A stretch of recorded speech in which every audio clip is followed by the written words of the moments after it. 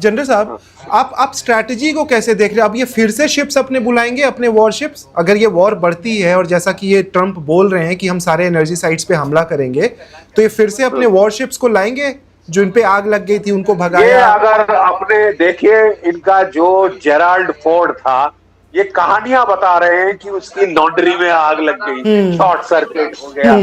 हमें 200 लोग घायल होते हैं शॉर्ट सर्किट में, 30 घंटे आग लगती है शॉर्ट सर्किट की, सारी लेबोरेटरी बंद, उसके जो सेलर्स हैं वो दुखी, उनको मिसाइल्स ने हिट किया है।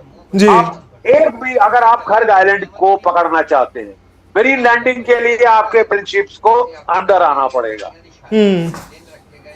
जी। अनलेस कोई आपने जादू की छड़ी घुमा दी है, नई इलेक्ट्रॉनिक वॉरफेयर ले आए कि हर एक लाइन को जैम कर देंगे, वो जब जैम करेंगे तब की तब देखी जाएगी। हाइपरसोनिक को आप जैम नहीं कर सकते, यू फॉरगेट इट। जी। हाइपरसोनिक को देगा आपके 2-3, एक भी जहाज गया डिस्ट्रॉयर 250, एक एयरक्राफ्ट कैरियर ठुक गया 5000। आप ये कीमत चुकाने को तैयार हैं डोनाल्ड ट्रंप साहब? वो नहीं हो पाएगा। आई थिंक बहुत ही मुश्किल होने वाला है ये वॉर उनके लिए। लेकिन सर, स्ट्रैटेजी की अगर हम बात करें तो आपको लगता है कोई स्ट्रैटेजी भी थी इस वॉर में, कि बस ये एक दिखावा चल रहा है और अपने पूरे पावर पे उन्होंने भरोसा किया, आर्मी पे भरोसा किया, टेक्नोलॉजी पे भरोसा किया, but because of lack of strategy he is losing this war? There is no strategy, and when you have no strategy, it leads to an endless war. इसके खिलाफ ये इतने बखान देते आए थे कि I will have no endless war, और क्या किया है? जी। 100 दिन के ऊपर की लड़ाई हो गई है, एंडलेस नहीं तो और क्या है? अब तो मैं एस्केलेशन का साइकिल शुरू कर रहे हो। अभी तक बेवकूफ बना रहे थे मार्केट्स का, ऑयल प्राइस मैकेनिज्म का। स्टॉक हो गई स्टॉक क्या, सिर्फ आप स्टॉक हो गई है। आपको एक और सिल्वर बुलेट इजराइल ने दिखा दी, देखो मैंने ठोक दिया, अब तुम भी ठोको। अरे साहब, 28 फरवरी को भी ईरान ने ठोक दिया ना साहब, इजराइल ने ठोक दिया था, खमैनी को मार दिया था, 48 जर्नैल मार दिए थे। क्या ईरान ने घुटने टेक दिए? 100वां दिन हो गया लड़ाई का, और वो पलटवार किए जा रहा है। अब इनको लग रहा है कि नहीं मेरे पास नई गुंडी आ गई है, ये नई टेक्निक सिल्वर बुलेट ट्राई करो, बाइट द बुलेट और लड़ जाओ डोनाल्ड ट्रंप, फतह हो ही जाएगी, बड़ी वाहवाही होगी। अब कहां, किधर की ओर जा रहा है सर ये वॉर? Iran, US, Israel? अब ये जहां तक डोनाल्ड ट्रंप का कहना है जी, ये इंसान की दिमागी हालात पे सवालिया निशान है। इस इंसान की दिमागी हालात पे सवालिया निशान है। ये क्या बोलता है, कब क्या बोलता है, सुबह कुछ, दोपहर कुछ, रात को कुछ। I refuse to make any sensible commentator will refuse to try and forecast कि डोनाल्ड ट्रंप अपने पागलपने में क्या करे। ये अभी कह रहा था कि मैंने लास्ट वार्निंग दे दी है, इसके बाद मैं हमला करूंगा, शायद वही बोलेगा।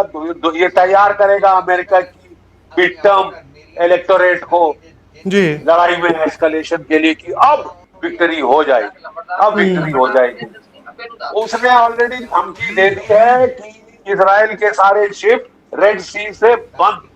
22% दुनिया का तेल हॉर्मुज से गया जी, अगर 15% दुनिया का तेल और खत्म कराने की फिराक में नेतन्याहू साहब और डोनाल्ड ट्रंप साहब जी, उन्होंने इकोनॉमी का तो भट्टा बिठा के छोड़ेगा जी।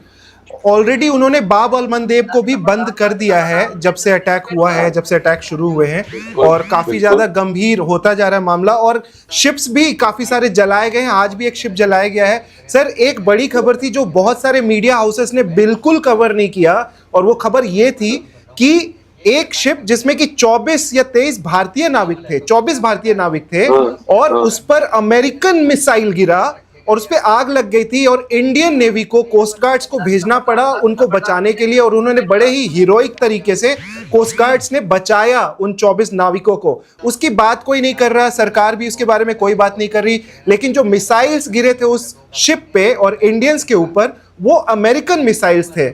इसको आप कैसे देख रहे हैं? Is it just because of the war और ये रिटेलिएशन में जो स्ट्राइक्स हुए उसके बीच ये एक स्ट्राइक चली गई? भारतीय सरकार को इसमें कुछ बोलना अब आप चाहिए? मुझे बताएं कि अमेरिका को क्या जस्टिफिकेशन है?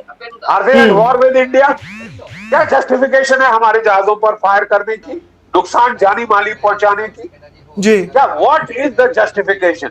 What is the bloody reason?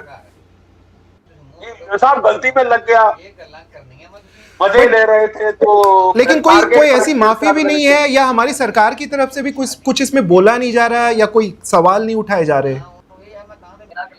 अब साहब इसके बारे में तो सरकार से ही प्रश्न किया जाए तो ठीक है, क्योंकि मैं जी। सरकार में नहीं, आई नो तो सर, आई मैं नो। सरकार की तरफ से मैं नहीं बोल सकता।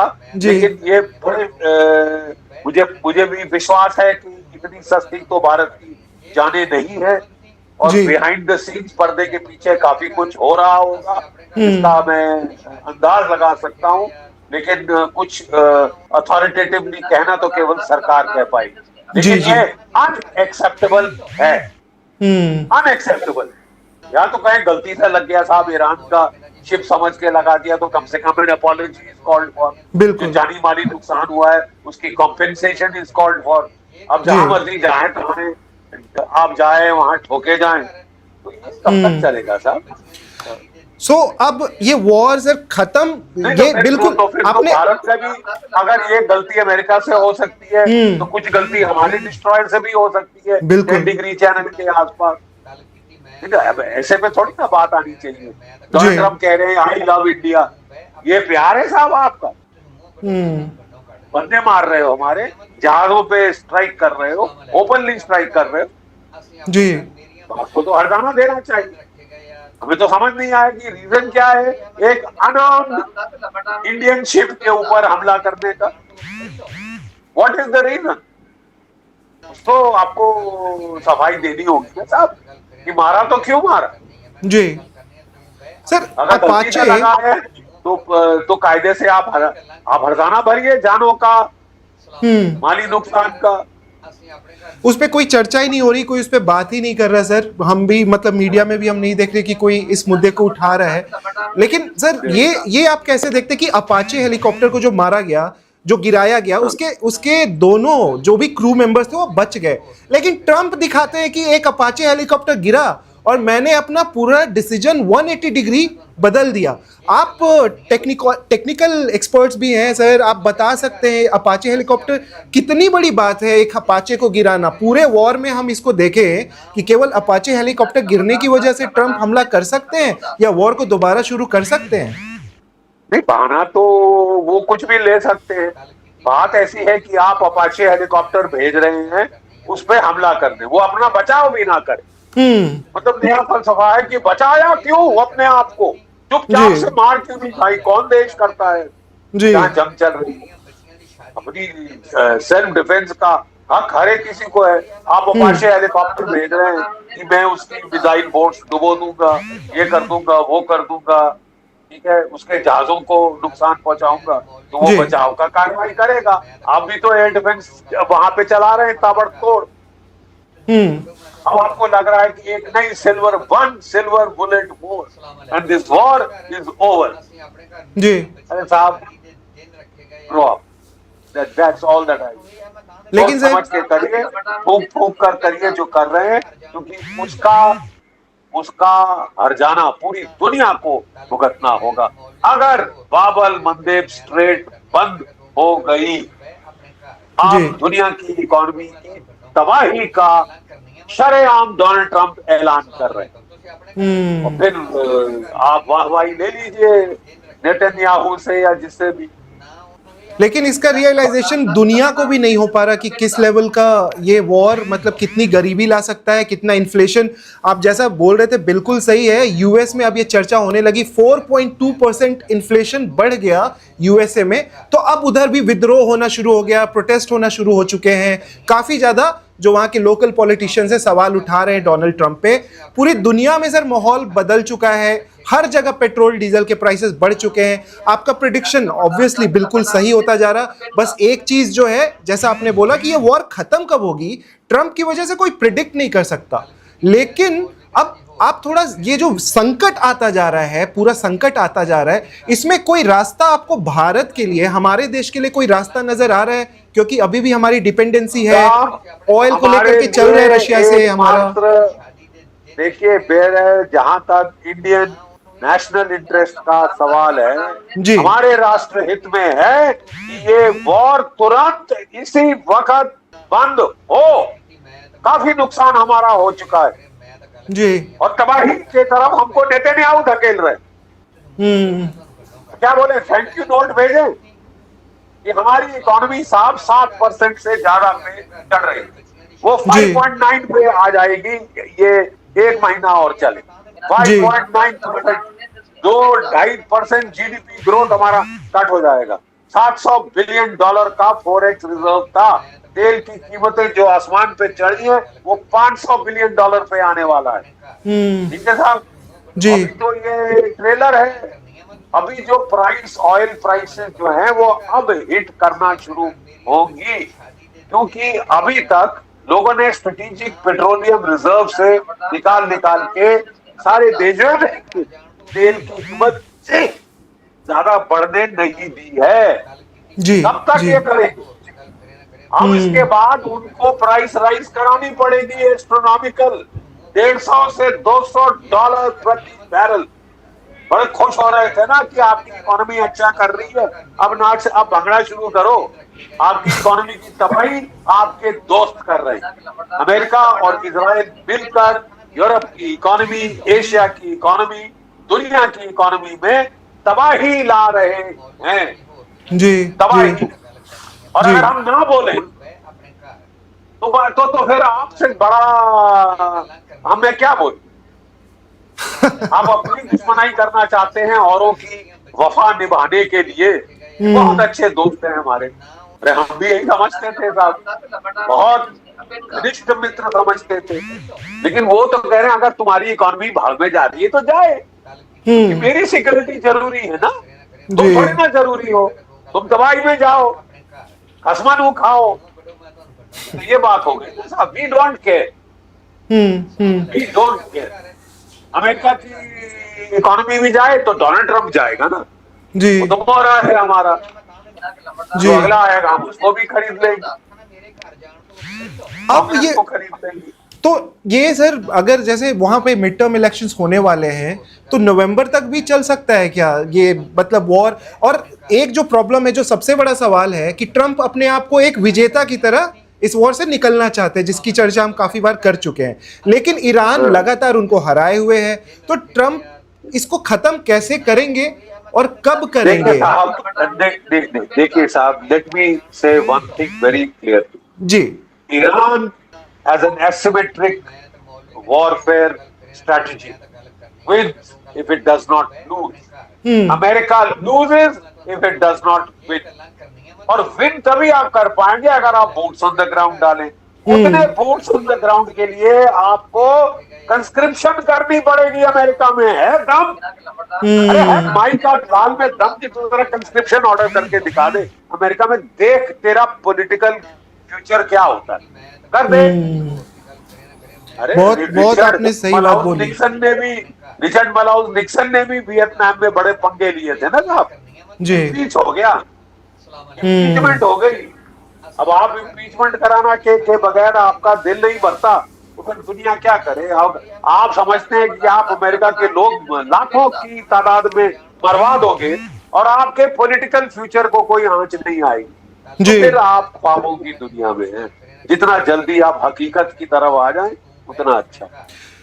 सर बस एक दो सवाल और हैं, शुक्रिया आपने बहुत टाइम दिया हमें आज। सर एक सवाल ये है, दर्शकों का भी है आपसे जनरल साहब, कि लोग बहुत चर्चाएं करते रहे कि ईरान के पास तो इतने मिसाइलें हैं, वो तो 1 महीने में खत्म हो जाएंगे, 2 महीने में खत्म हो जाएंगे। बीच में बिल्कुल सीज फायर हुआ, लेकिन अब फिर से वो बड़ी बड़ी मिसाइलें निकाल रहे, खुर्रमशाह 4, सिजिल, और फिर से इजराइल तबाह होता हुआ नजर आ रहा है, हाइफा पूरा जल रहा है और साथ में टेल अवीव भी जल रहा है। बहुत सारे ऐसे वीडियोस वायरल हो भी रहे हैं। तो मिसाइलें अब कहां से आ रही हैं सर? उनके पास मिसाइलों का नंबर जो है, जो अंदाजा लगाया गया था, शायद वही गलत था। बिल्कुल सरासर गलत। पहला अंदाजा था कि 1,500 से 2,000 तक मिसाइल हैं ईरान के पास। जी। कोई 60-70 दिन के आसपास इन्होंने बोला हमने तो 90% खत्म कर दिए हैं साहब। CIA ने बोला 30% मिसाइल खत्म हुए हैं, 70% अभी तक बाकी हैं। और जो खत्म हुए थे वो खोद के, जो टनल के मुंह बंद किए थे उन्होंने खोद के निकाल लिए हैं, नई जगह डाल रहे हैं, रिसेप्शन टनल्स बना रहे हैं ताकि गलत जगह पे प्रहार करें। उनको पता है सैटेलाइट सारे देख रहे हैं। अरे उन्होंने भी तो कच्ची गोलियां नहीं फेंकी ना साहब, वो भी जिंदगी मौत की लड़ाई लड़ रहे हैं। अब किसी की जान पे आंच बढ़े तो कौन नहीं लड़ता, कौन नहीं लड़ता, ये बताइए जी। भारत पक्का आप देखिए, उसने ये जो इसके पेट्रोकेमिकल पे फायर किया है, हाइफा को ये पहले जला चुके हैं, डिमोना न्यूक्लियर रिएक्टर को हिट कर चुके हैं। तल अवीव पे जो मार पड़ी है दुनिया ने देखी है, वो फोटोएं आ रही है बाहर, प्राइवेट सिटीजन सब जगह घुमा रहे हैं, सैटेलाइट फोटोग्राफ्स है, ठीक है। हालांकि इन्होंने बैन कर दिए हैं कि मैक्सार सिविलियन सैटेलाइट नहीं कोई दिखाएगा, अमेरिका का नुकसान, इजराइल का नुकसान, चीनी सैटेलाइट दिखा रहे। जी जी जी। तो चाइना रशिया अभी भी खामोशी बनाए रखेंगे, वो फुली इन्वॉल्व तो नहीं ही होंगे या बस टेक्निकल सपोर्ट देंगे? देखिए साहब, जहां तक मेरा एज अ मिलिट्री एनालिस्ट सवाल है जी, वो टिट फॉर टैट कर रहे हैं। अमेरिका ने यूक्रेन को जम के सपोर्ट दिया, टेक्निकल सपोर्ट दिया, इंटेलिजेंस सपोर्ट दिया, सैटेलाइट सपोर्ट दिया ताकि वो रूस को नुकसान पहुंचाए। अब वो कर रहे हैं, they are paying back in the same coin. एक एक जहाज की लोकेशन बता रहे। जी जी जी। एक एक एयरक्राफ्ट में से कहां गया लोकेशन बता रहे। Sorry, no problem sir. बहुत उन्होंने टेक्निकल सपोर्ट तो बहुत दिया है, वेपन सपोर्ट भी दे रहे हैं। चलिए, ये तो सर ये तो लग नहीं रहा कि वॉर बहुत जल्दी खत्म होने वाली है। प्रिडिक्शन करना भी मुश्किल हो गया है। भारत में आज पीएम मोदी 12 साल कंप्लीट कर चुके हैं और बने हैं सबसे ज्यादा लॉन्ग सर्विंग पीएम। सर बस ये आखिरी सवाल है मेरा, भारत में एक पार्टी आ गई है, क्योंकि कॉकरोच जनता पार्टी को लेकर के काफी विवाद चलता आ रहा है। बस एक सवाल मैं आपसे जानना चाहता हूं, आपने थोड़ा उसका प्रोटेस्ट के बारे में देखा, वो खबरें फॉलो की, कुछ आप समझ पा रहे हैं ये क्या चल रहा है? कॉकरोच जनता पार्टी और जेनजी जो अपने प्रोटेस्ट चालू कर रहे हैं भारत में। देखिए, बड़ी देर से जी अमेरिका की CIA इस कोशिश में है।